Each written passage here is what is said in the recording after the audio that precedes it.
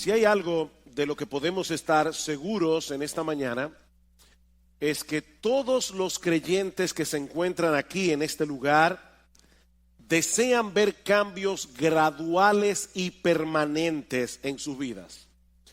Todo verdadero creyente se encuentra en un proceso de santificación a través del cual nos vamos pareciendo cada vez más al carácter, a la imagen de nuestro bendito Señor y Salvador Jesucristo, a la vez que vamos muriendo cada vez más a todas aquellas actitudes, a todos aquellos rasgos de carácter que son contrarios a nuestro Señor.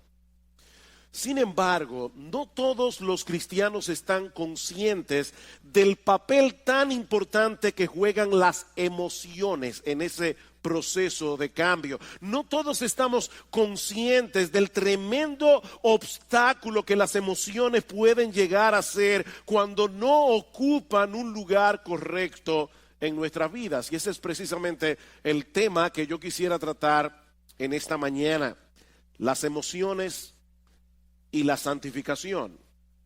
Mis hermanos, nuestras emociones juegan un papel de suprema importancia en cada decisión que nosotros tomamos, en la forma como evaluamos y reaccionamos cada información que recibimos, en nuestra relación con los demás, incluyendo nuestra relación con el Señor, en el proceso de aprendizaje, en el crecimiento espiritual, en la forma como nos comportamos. Nosotros somos seres emocionales.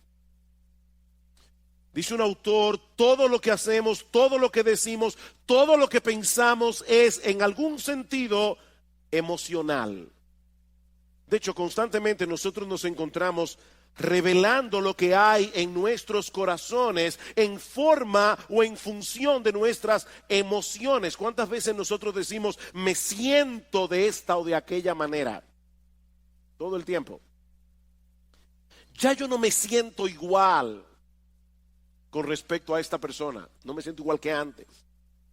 Somos seres emocionales.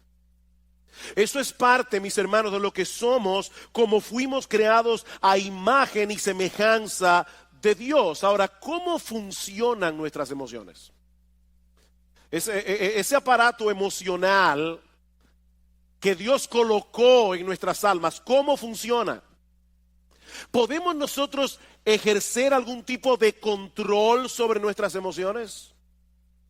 ¿O somos más bien controlados por ellas? ¿Cómo debe ser la interacción entre nuestras emociones y nuestra razón? ¿Se han visto ustedes seguramente muchas veces en esta situación de saber con la cabeza que tienen que hacer algo, pero en el corazón no tener el menor deseo de hacerlo? ¿Cuál de las dos facultades debe ir sentada en el asiento del conductor? ¿La razón o las emociones? Bueno, esas son algunas de las preguntas que yo quisiera responder en esta mañana, y no tengo ningún texto específico que vamos a estar exponiendo. Vamos a ver una perspectiva bíblica general del manejo de las emociones, comenzando con una perspectiva del funcionamiento de nuestras emociones.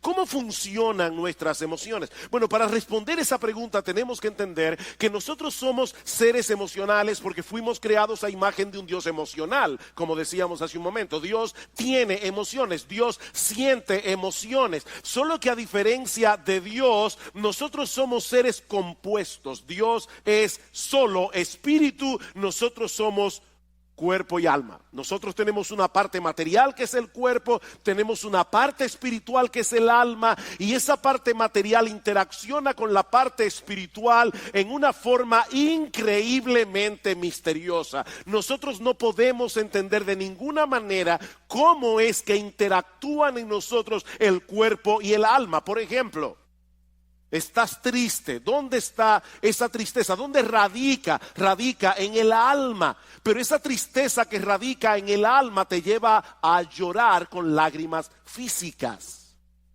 que tú puedes palpar. Eso activa tu glándula, yo no sé cómo se llama eso, pero las glándulas lacrimales. Y es algo puramente espiritual. Un temor extremo te puede paralizar, te puede dejar sin voz. Un fuerte sentido de culpabilidad puede enfermarnos. Probablemente eso fue lo que le pasó a David cuando dice en el Salmo 32 que mientras él cayó su pecado con Betsabé, se envejecieron sus huesos. Y dice David, se volvió mi verdor en sequedades de verano. David se consumió físicamente por causa de su pecado.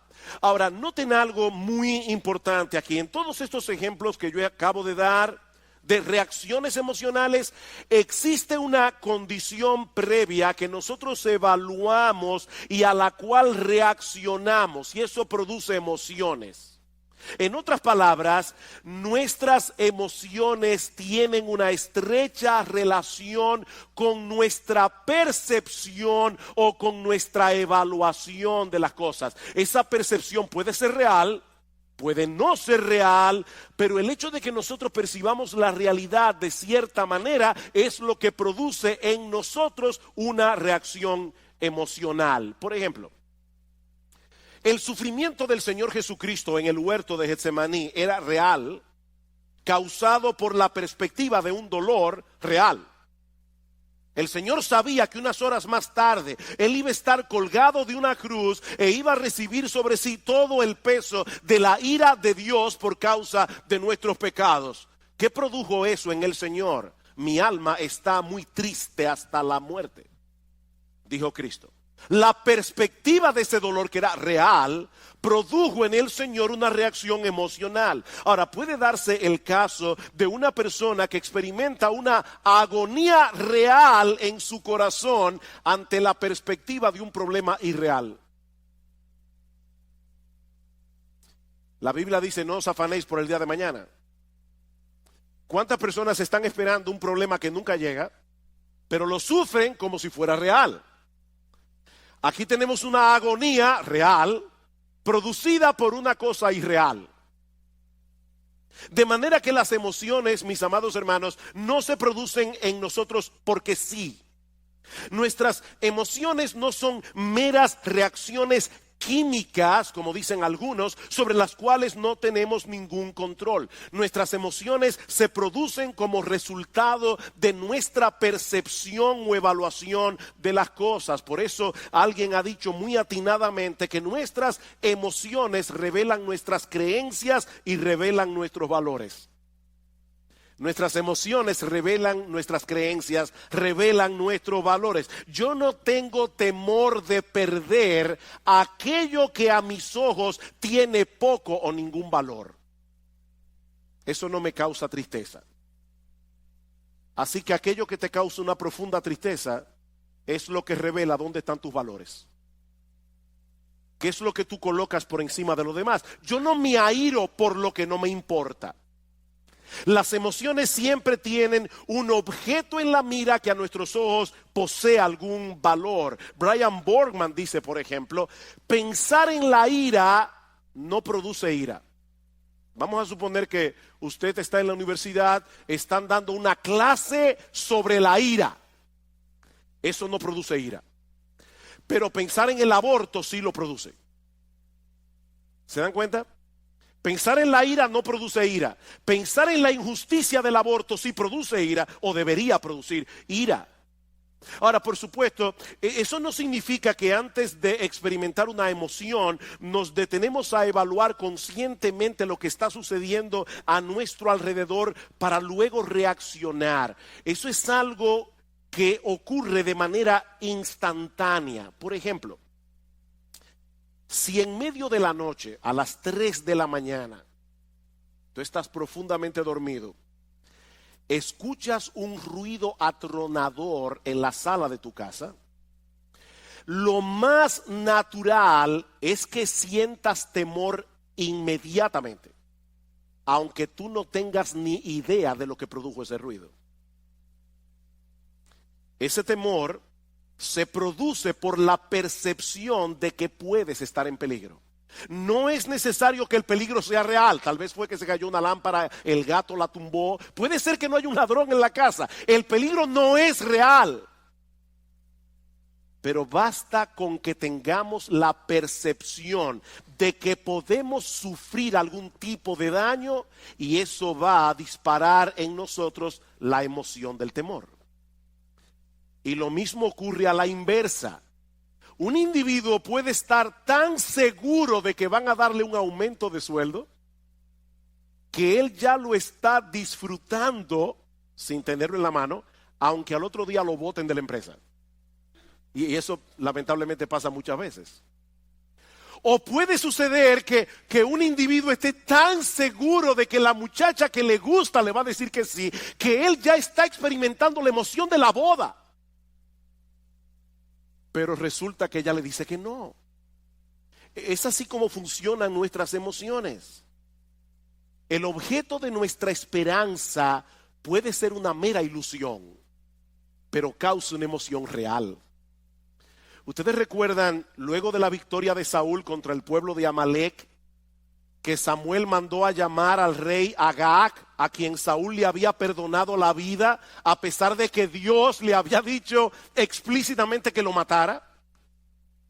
Dice la Biblia en 1 de Samuel capítulo 15 versículo 32, que Agag vino delante de Samuel alegremente, pensando dentro de sí que el peligro había pasado. Unos minutos más tarde fue descuartizado. Su alegría fue real, pero su perspectiva de la realidad no lo era. Y eso nos lleva de la mano a nuestro segundo encabezado. Ya vimos, yo espero que se haya podido entender cómo funcionan las emociones, cómo se disparan las emociones. Bueno, veamos ahora en segundo lugar nuestra responsabilidad en el control de las emociones. Nuestra responsabilidad en el control de las emociones. Mis hermanos, si nosotros partimos de la presuposición de que nuestras emociones son impulsos primitivos o meras reacciones químicas sobre las cuales no tenemos ningún control, entonces nosotros no somos responsables por las emociones que experimentamos. Sin embargo, es interesante notar que en la Biblia Dios nos da órdenes muy precisas con respecto a las emociones que nosotros deberíamos sentir con respecto a ciertas cosas. Dios nos da órdenes emocionales. Por ejemplo, en Deuteronomio capítulo 6, versículo 5. Dice que nosotros debemos amar a Dios. ¿Cómo? Con todo nuestro corazón, con toda nuestra alma, con todas nuestras fuerzas. Ese es un deber que Dios impone sobre el hombre. Y eso no solo incluye nuestra voluntad, eso incluye nuestras emociones. Mis hermanos, lo que Él espera de nosotros no es una obediencia fría, formalista, mecánica a sus mandamientos. Lo que Dios espera de nosotros no es una ortodoxia fría. Lo que Dios espera de nosotros es que le amemos, que le adoremos, que le alabemos, que le sirvamos con todo nuestro ser. Y eso incluye nuestro intelecto, incluye nuestra voluntad e incluye nuestras emociones. ¿Qué dice el Salmo 100? Cantad alegres a Dios, habitantes de toda la tierra. Venid ante su presencia con regocijo. Nosotros debemos venir a la casa de Dios, debemos venir a encontrarnos con el pueblo de Dios y sobre todas las cosas debemos venir a la presencia de Dios con una expectativa de alegría. Ahora yo me imagino a algunos aquí pensando: pastor, pero es que yo no puedo darle una orden a mis emociones para sentir ciertas cosas o para dejar de sentir otras cosas. ¿Cómo yo hago eso? Y eso es verdad, en parte. Yo no puedo decirme a mí mismo, si estoy, ¿verdad?, frío, apático, y voy a la iglesia, vengo para la iglesia, yo no puedo decirme a mí mismo: voy a tener gozo, voy a tener gozo, voy a tener gozo. De paso, eso suele matar el gozo. Cuando tú te levantas por la mañana y dices yo tengo que tener gozo, eso no te va a producir gozo. Ahora, noten algo interesante en ese texto de Deuteronomio 6 que yo acabo de citar. Dice el Señor, amarás, ¿verdad? Amarás al Señor tu Dios con todo tu corazón, con toda tu alma, con toda tu mente.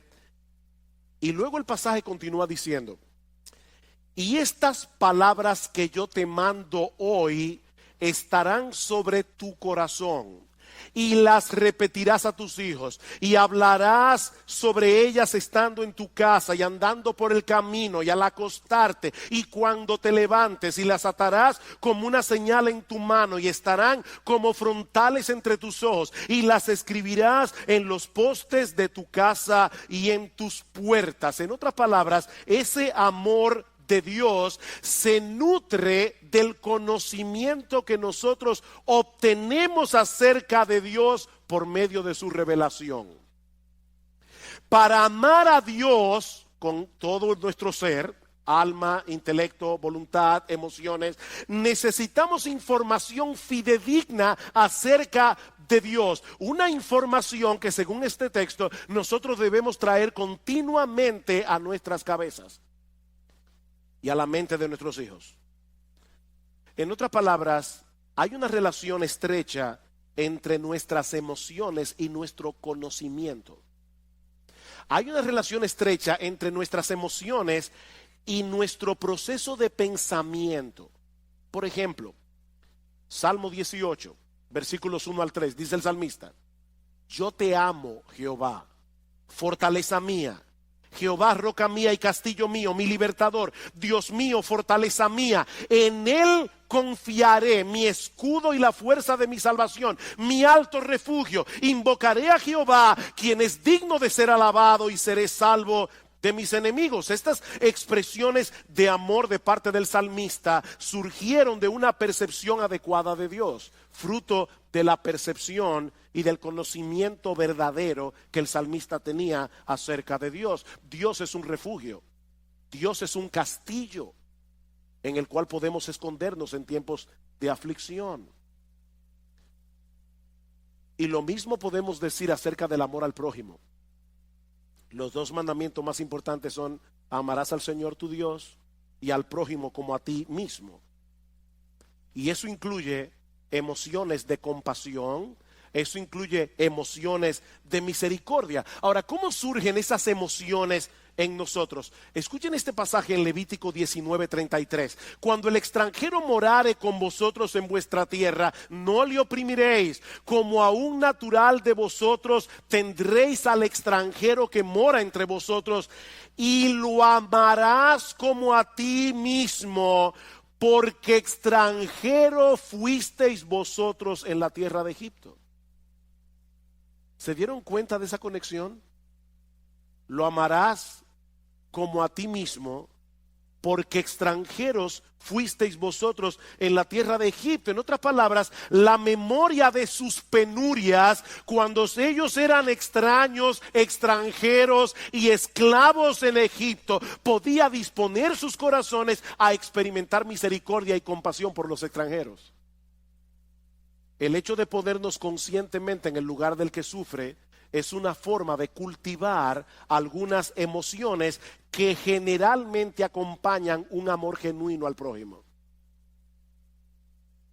¿Saben cuál es nuestro problema? Nosotros vivimos tan centrados en nuestro pequeño mundo, en nuestro pequeño reino, que no nos ponemos en el lugar de los demás y consecuentemente no sentimos las emociones que deberíamos sentir asociadas con el amor al prójimo. Somos demasiado egocéntricos. Así que, hermanos, nosotros somos responsables por el cultivo de emociones piadosas. Somos responsables. En Romanos capítulo 12 el apóstol Pablo da una serie de mandatos.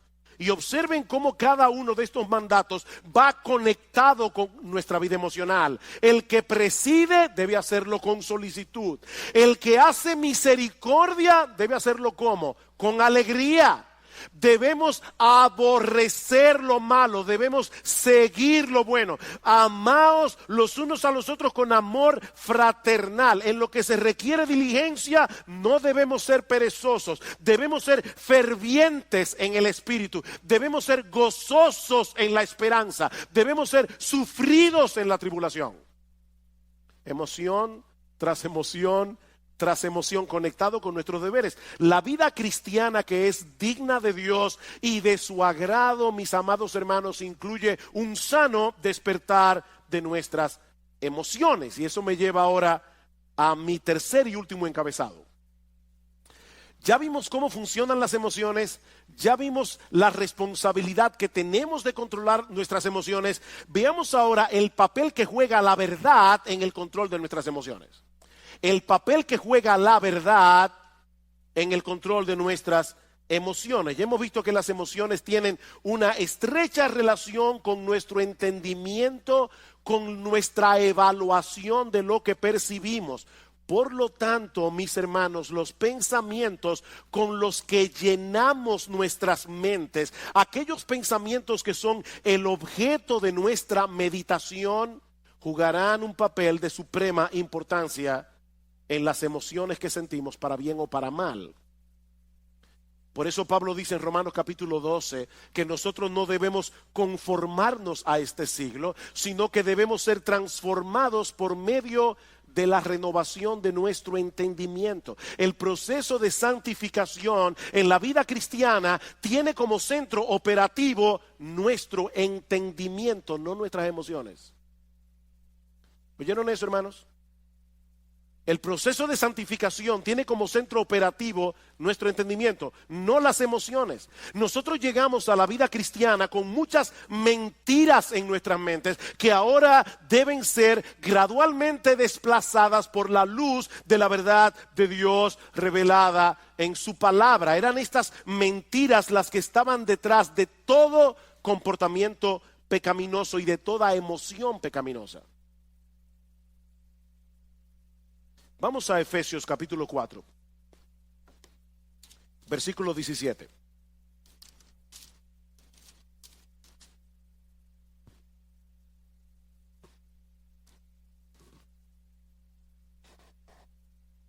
Dice Pablo, versículo 17, esto pues digo y requiero en el Señor, que ya no andéis como los otros gentiles que andan en la vanidad de su mente, teniendo el entendimiento entenebrecido, ajenos de la vida de Dios, por la ignorancia que en ellos hay, por la dureza de su corazón. ¿Por qué los incrédulos viven como viven? Pablo dice, porque tienen una mente vana en lo que respecta a las cosas espirituales. Pueden ser personas sumamente inteligentes en todo lo demás, pero en lo que respecta a la vida de Dios son ignorantes. Ignoran la eternidad, ignoran la gloria de Dios, ignoran la majestad de Dios, ignoran la belleza de Dios. Y por esa razón van detrás de cosas vanas. Tim Chester dice, nosotros pecamos porque creemos la mentira de que estamos mejor sin Dios, de que sus reglas son opresivas, de que seremos libres sin Él, de que el pecado ofrece más que Dios. Es una forma equivocada de pensar que produce emociones equivocadas y un patrón de vida equivocado. Más adelante dice Chester, no mucha gente se ve a sí misma como alguien que cree mentiras. Pero cada vez que nosotros dejamos de confiar en la palabra de Dios, estamos creyendo en otra cosa, ¿no es así? Y esa otra cosa siempre es una mentira. La palabra de Dios es verdad. Todo lo que tú crees que es contrario a la palabra de Dios es una mentira. Y esa mentira va a producir en ti pecado. Y mis hermanos, esto es algo crucial. Recuerden que nuestras emociones dependen de nuestra percepción de la realidad. ¿Por qué nos deprimimos y nos amargamos ante las circunstancias adversas de la vida? ¿Por qué? Oh, pastor, pero eso es obvio. Si yo tengo un problema económico, me voy a deprimir porque tengo un problema económico. Si tengo un problema de salud, me voy a deprimir porque tengo un problema de salud. No. La razón por la que nos deprimimos y nos amargamos ante las circunstancias adversas de la vida es porque en el fondo de nuestros corazones nosotros no creemos que Dios esté en control. Es porque en el fondo de nuestros corazones nosotros no creemos que Dios nos ama. Nosotros no creemos que Dios está obrando a nuestro favor. ¿Se dan cuenta? Y no importa lo que tú digas con tu boca acerca de lo que tú dices creer. No, tu vida emocional revela qué es lo que tú realmente crees. Alguien decía que hay una brecha, un abismo entre lo que nosotros creemos en teoría y lo que creemos en la práctica. Hay una brecha allí. Déjenme ponerles un ejemplo. Y quiero ser lo más práctico que yo pueda, por eso estoy poniendo muchos ejemplos en esta mañana, porque este no es un tema fácil de entender. No es algo tan fácil de agarrar conceptualmente. Basado en la enseñanza de Pablo en la carta a los Colosenses, una de las cosas que Pablo nos dice en esa carta es que nuestra identidad está en Cristo y que nosotros estamos completos en Él. Colosenses capítulo 2, versículo 9 al 10. Eso quiere decir, mis amados hermanos, en términos bien prácticos, que nosotros no tenemos que tratar de probarle nada a nadie. Nosotros no tenemos que tratar de impresionar a nadie con nuestro desempeño, porque nuestra valía no depende de nosotros, depende únicamente de Cristo. Únicamente. De hecho, como decíamos cuando predicamos la serie de Colosenses, nosotros ni siquiera tenemos que tratar de impresionar a Dios, porque ya Jesús lo impresionó por nosotros. Ahora bien, un creyente puede estar aquí hoy en la mañana escuchando esto que yo acabo de decir como una declaración. Nuestra valía, nuestra identidad, todo está en Cristo. Nosotros estamos completos en Cristo.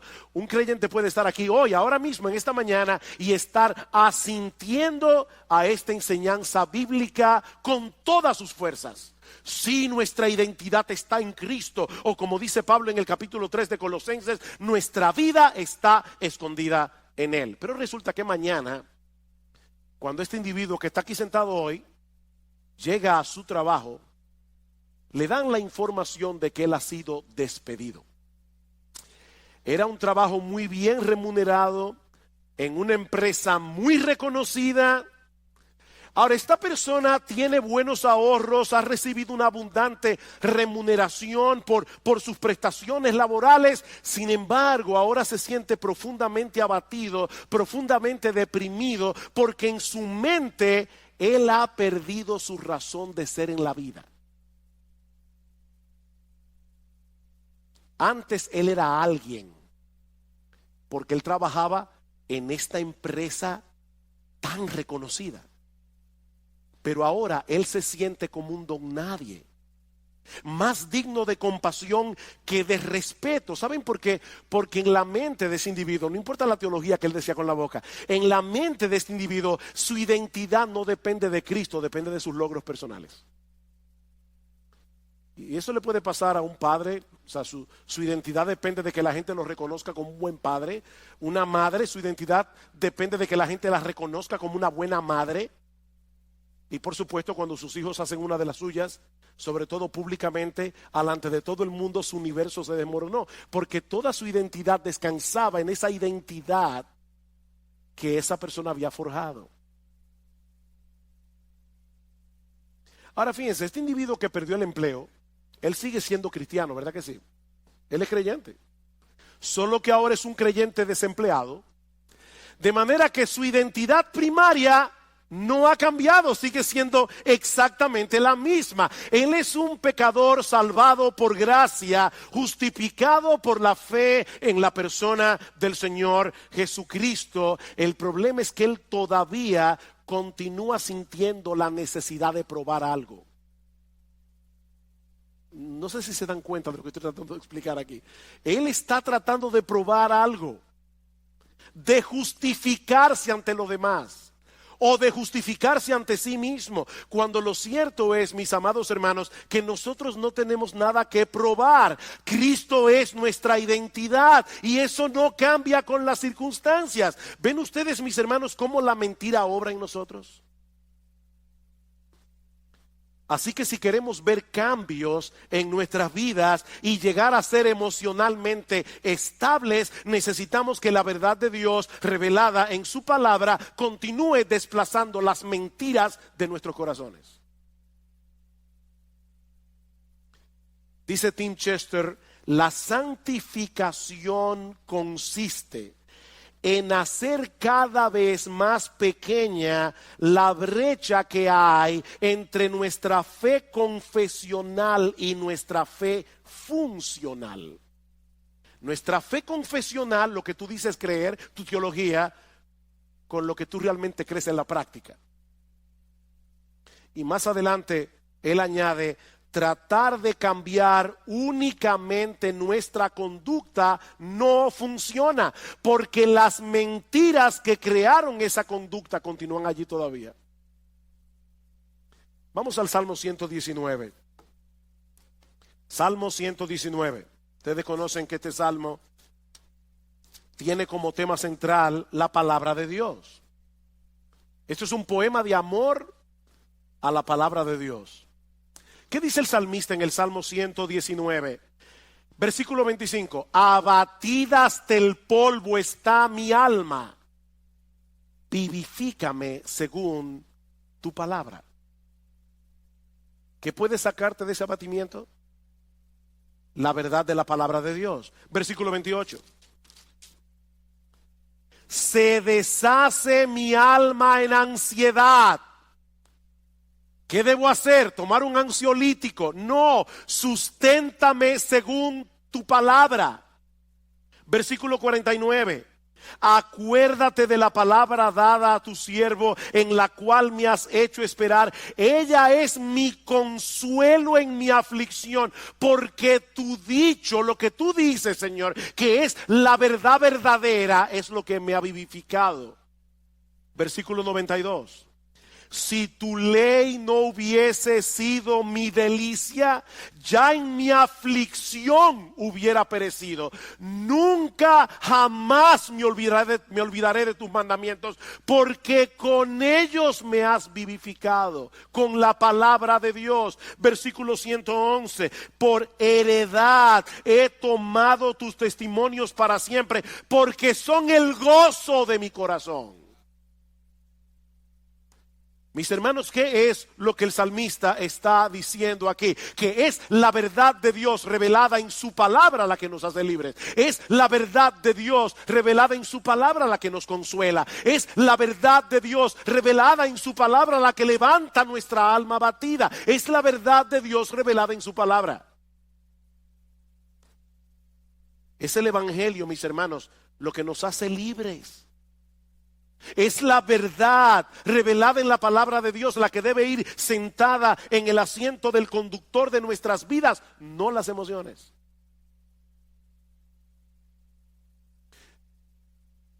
Imagínate que tú pecas contra Dios en cualquier cosa y tú sabes que pecaste.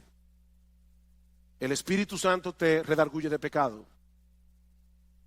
Tú le pides perdón a Dios. Déjame hacerte una pregunta que quiero que respondas allí donde estás en tu corazón. ¿Cuántas veces tú has pecado contra Dios, le has pedido perdón por tus pecados y sigues sintiéndote culpable? ¿Cuántas veces? ¿Cuántas veces tú pecas contra Dios, pides perdón y todavía hay una voz dentro de ti que te dice, qué fácil? Después que hiciste lo que te dio la gana, ahora tú quieres venir delante de Dios para que te perdone. Aquí las emociones nos están traicionando. Porque la Biblia dice que si confesamos nuestros pecados, Él es fiel y justo para perdonar nuestros pecados y limpiarnos de toda maldad. ¿A quién tú le vas a creer? ¿A tu aparato emocional que te hace sentir no perdonado, o a la promesa de Dios de que si confesamos nuestros pecados, Él es fiel y justo para perdonar nuestros pecados y limpiarnos de toda maldad? La palabra de Dios está por encima de nuestras emociones. Es que Dios ha dicho claramente que Él nos perdona cuando nosotros confesamos nuestros pecados. No debemos sentar las emociones en el asiento del conductor. Mis hermanos, si no nos mantenemos predicándonos a nosotros mismos estas verdades, no vamos a poder mantener un saludable control de nuestra vida emocional. Salmo 103, versículo 2. Estaba leyendo este salmo ayer.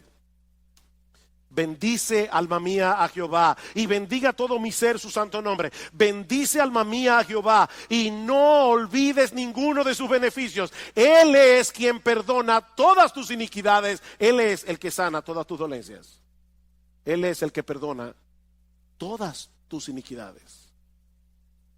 Pero lamentablemente muchos creyentes olvidan este aspecto fundamental de la vida cristiana. Como dice Sinclair Ferguson, nuestro problema es que pensamos con nuestros sentimientos, no con la cabeza. Nosotros pensamos con el corazón, pensamos con los sentimientos. Tengo que poner otro ejemplo. ¿Qué debe hacer un creyente que no siente gozo en Dios? ¿Alguna vez has venido a la iglesia y estás cantando y tú tienes el corazón como un témpano de hielo? Eso nunca te ha pasado. Te felicito. A mí me ha pasado. ¿Y saben qué es hablando en buen dominicano, lo que da más cuerda cuando uno está así? Tener un hermano al lado que está encendido en fuego. Uno está aquí tratando de alabar a Dios, pero uno sabe que está con el corazón como un témpano de hielo. Y el hermano que está aquí al lado, él está en el cielo. ¿Qué debe hacer un creyente en esa situación? Él debe, una de las cosas que él no debe hacer, es fingir una emoción que él no tiene. No hagas eso es mentira. Pero una de las cosas que tú debes hacer es recordarte a ti mismo que Dios sigue siendo nuestro gozo y aceptarlo por fe. Aunque en ese momento no estés sintiendo nada, Dios sigue siendo nuestro gozo y yo debo aceptarlo por fe. Tu gozo no va a retornar pensando en el gozo o deseando el gozo, sino enfocándote en las verdades acerca de Dios reveladas en su palabra. Es mirando a Dios, no al gozo. No persigas al gozo, persigue a Dios. ¿Cómo yo persigo a Dios? Enfocando mi mente en lo que Él me ha dicho que Él es en su palabra. Y yo voy a comenzar a recordar atributo tras atributo tras atributo de lo que Dios revela de sí mismo en su palabra hasta que mi corazón comience a arder otra vez. Y puede ser que eso no pase inmediatamente. Eso puede tomar horas, eso puede tomar días, pero nosotros vamos a estar luchando con el ángel hasta que Él nos bendiga. ¿Te sientes temeroso porque tú no tienes el control de muchas cosas que pueden ser una amenaza eventual en tu vida? Recuerda que nuestro Dios es grande y todopoderoso. Todas las cosas que existen fueron creadas por Él y Él está en control de todas y cada una de ellas. Dice en Mateo capítulo 10 versículo 29 al 31 que no se cae un pajarito del cielo sin que la voluntad de Dios así lo permita. ¿Saben lo que ocurre cuando no confiamos en el control soberano de Dios? Que entonces nosotros trataremos de asumir ese control en una forma pecaminosa, ya sea tratando de dominar por la fuerza a los demás o de manipularlos. La manipulación no es más que un intento de tomarle a Dios el control. Yo quiero controlar a las personas a mi alrededor. Otro ejemplo. ¿Te has dado cuenta que muchos de los pecados que nosotros cometemos tienen que ver con nuestro afán de obtener la aprobación de otros o por temor a que otros te rechacen? ¿Tú te has dado cuenta de ese movimiento de tu corazón? La Biblia le llama a eso temor a los hombres. Y en Proverbios capítulo 29, versículo 25, dice que el temor a los hombres es como un lazo que nos esclaviza. Ese es un problema muy común que se manifiesta de muchas maneras. Por ejemplo, susceptibilidad a la presión de grupo. Necesitar que las personas me den algo, cariño, respeto, admiración, preocupación por nuestra autoestima, llenarte de compromisos porque no sabes decir que no. Eso es temor a los hombres. Pequeñas mentiras para lucir bien delante de los otros. Compararte con otras personas. Sentir temor de compartir el evangelio. Eso es temor a los hombres. ¿Cómo podemos lidiar adecuadamente con el temor a los hombres? Bueno, la psicología humanista nos aconseja aumentar nuestra autoestima y lamentablemente muchos creyentes han caído en esa trampa. Pero eso no resuelve el problema, sino que lo complica. Porque en realidad la baja autoestima no es otra cosa que una elevada autoestima disfrazada. ¿Tú oíste eso? La baja autoestima es una elevada autoestima disfrazada. Déjeme explicar eso porque sé que veo la cara de algunos mirándome así como con una cara de signo de interrogación. Una persona puede ser muy tímida, le da temor abrir la boca y algunos dicen es que el pobre tiene una baja autoestima. No. La razón por la que él o ella es tímido es porque...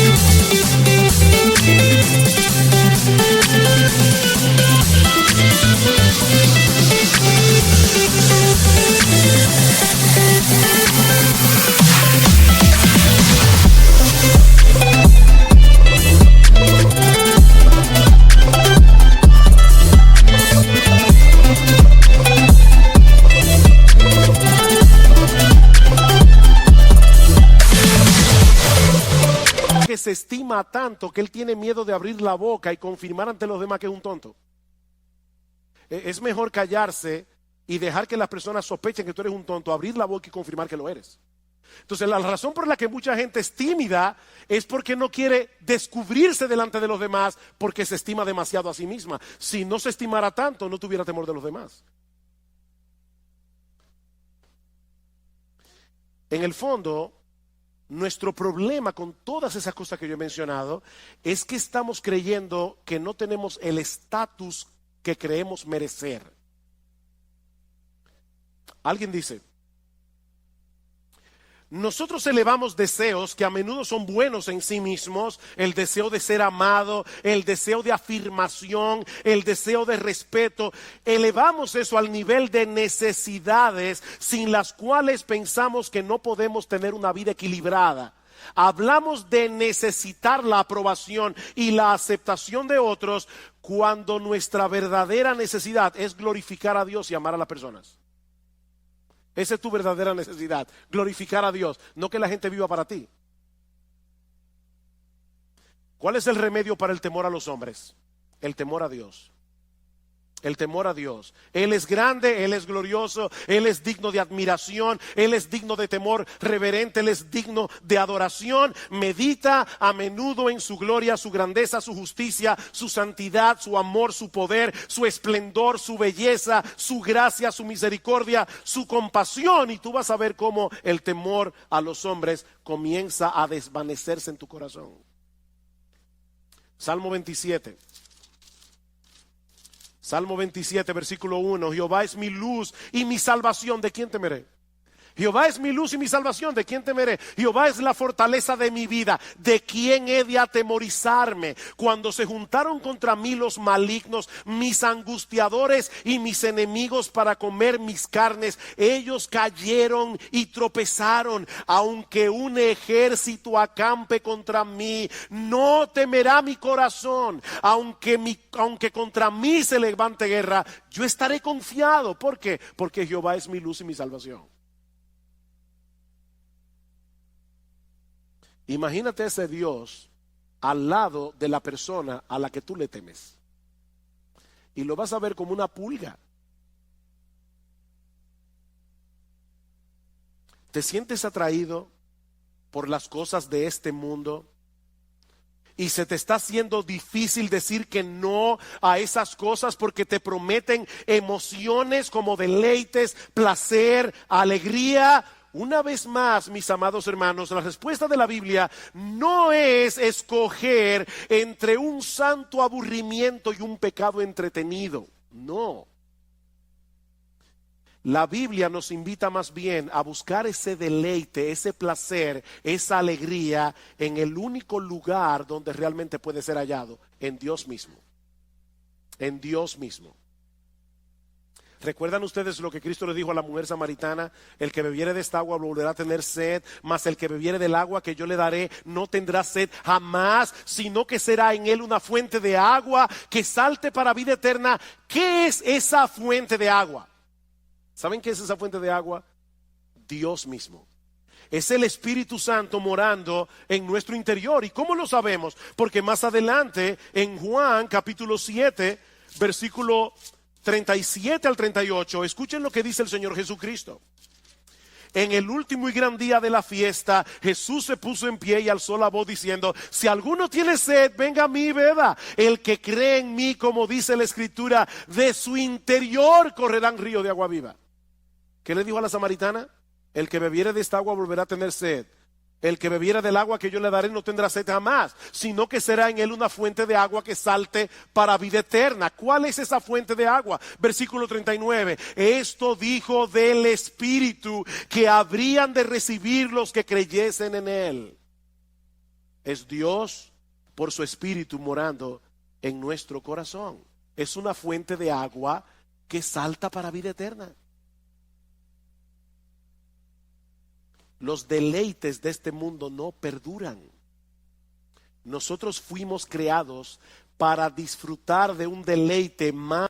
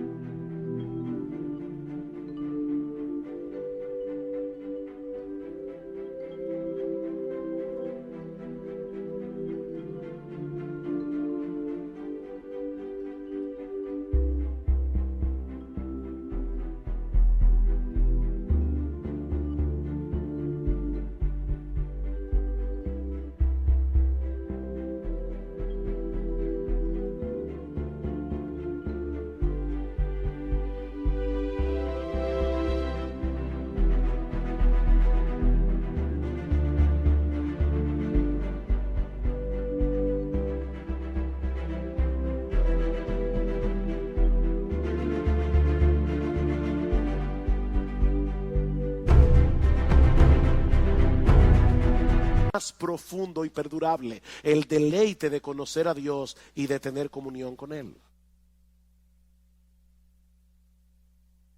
Alguien decía que cada vez que nosotros pecamos es porque pensamos que el placer del pecado es real y que el gozo en Dios es insustancial o distante. Pero lo cierto es, oigan esto, hermano, porque es importante, es exactamente al revés. Cada gozo que experimentamos en esta vida es una sombra de la fuente de todo gozo, que es Dios mismo. Cada gozo que tú experimentas es una sombra del verdadero gozo que se encuentra en Dios. Y mis hermanos, yo podría continuar en esta mañana multiplicando los ejemplos, pero el tiempo se ha ido. Todos llegarían al mismo punto. Dios nos creó a su imagen y semejanza. Eso incluye nuestra facultad de experimentar emociones. Nuestra vida emocional fue diseñada originalmente para girar en torno a la persona de Dios y nadie más. Podemos disfrutar de un montón de cosas creadas por Él para nuestro deleite, pero si sustituimos a Dios por esas cosas, ya hemos caído en el pecado de la idolatría. Y la idolatría es blasfema, es dañina y es destructiva. Dice el Salmos 16:4, se multiplicarán los dolores de aquellos que sirven diligentemente a otro Dios. Si queremos tener una vida emocional estable y seguir avanzando en nuestra santificación progresiva, lo que necesitamos no es terapia psicológica, lo que necesitamos es llevar cautivo todo pensamiento a la obediencia a Cristo. Llenar nuestras mentes con la palabra de Dios y creer ciertamente lo que dice la palabra de Dios. Pongamos la verdad de Dios revelada en su palabra en el asiento del conductor. Sentemos las emociones en el asiento del pasajero y sigamos corriendo nuestra carrera con paciencia, con los ojos puestos en Jesús, buscando en Él y solo en Él lo que solo Él puede dar.